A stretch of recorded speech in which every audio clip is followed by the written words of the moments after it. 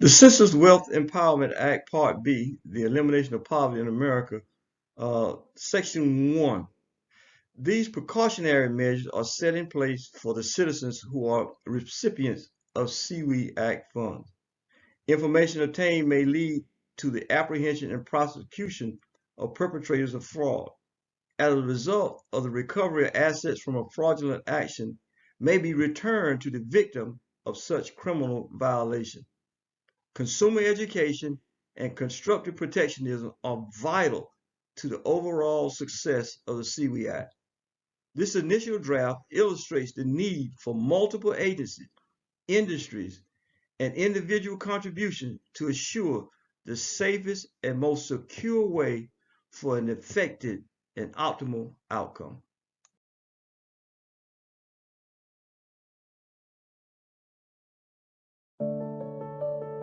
Take a stand against poverty.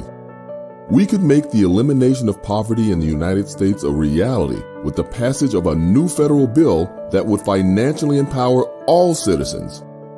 It's called the CWEA, the Census Wealth Empowerment Act, and it will reduce to a minimum current spending on the criminal justice system and anti-poverty programs. Read the CWEA. If it makes sense, sign the petition. Share the video. Tell your friends and family. Support the movement by sending a copy to your U.S. senators and representatives. Together, we can empower a bright future for all Americans. Visit www.censuswealthempowermentact.org.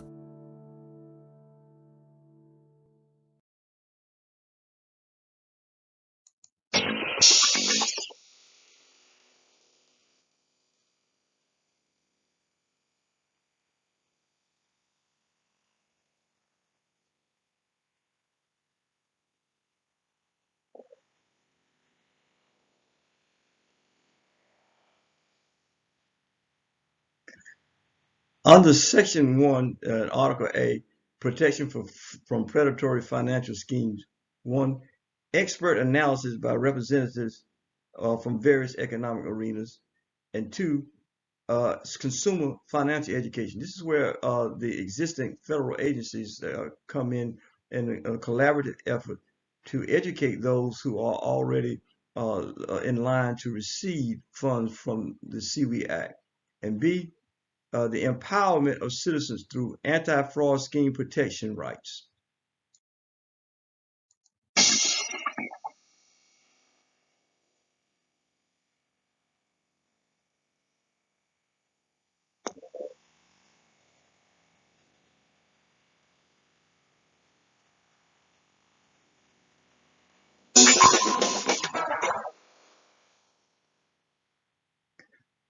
Section 2 also includes each U.S. citizen must have exposure to the mission and purpose of the CWE Act, as well as the personal requirement to participate in the administration of the funds allocated under the CWE Act.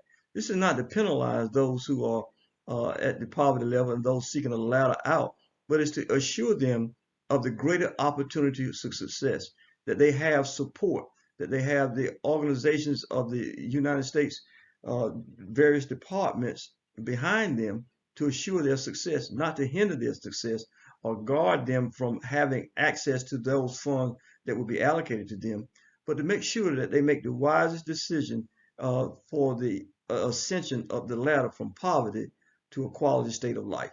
A, economic education assurance. B, introduction to the workings of the U.S. financial system.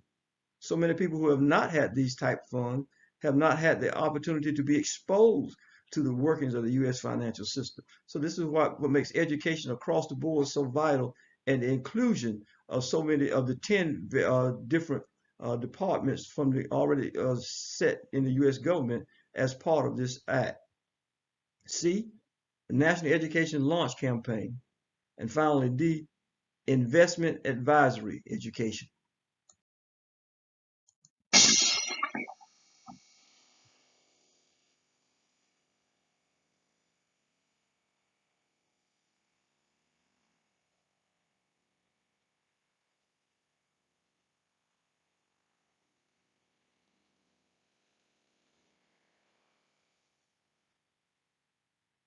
Once again, Section 3 is meant for the protection of those individuals who will be receiving a seaweed fund. A signed reporting mechanism will monitor how seaweed funds are spent over a 24-day period for fraud and scam protection. Funds will be available via 3 means: check, direct bank deposit, or debit card. The following mechanism add layers of security to guard against fraud and theft. A 90-day funding spending reports must be detailed. B, itemized listing of funds spent in the amount of $2,500 or above.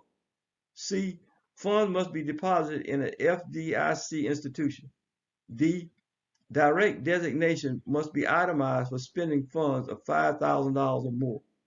And E, direct designation must be itemized for the spending of $5,000 or more in any 30-day period. Once again, these precautionary measures are taken to assure that we can eliminate as much as possible the nefarious actions of those who would prey on the victims and make victims out of those who have an opportunity to eliminate poverty from their lives.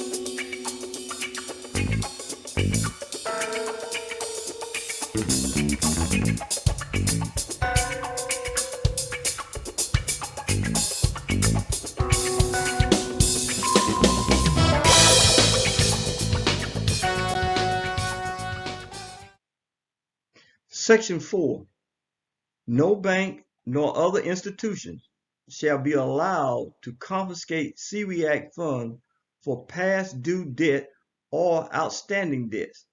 Amnesty from forfeiture of funds meant to assist in the building of wealth is to be granted each U.S. citizen. Individuals have the right to exercise judgment in how they choose to reduce their outstanding debt. Article A, under Section 4, resources received from the CARVEN Act cannot become subject to third-party garnishments, holds, or liens.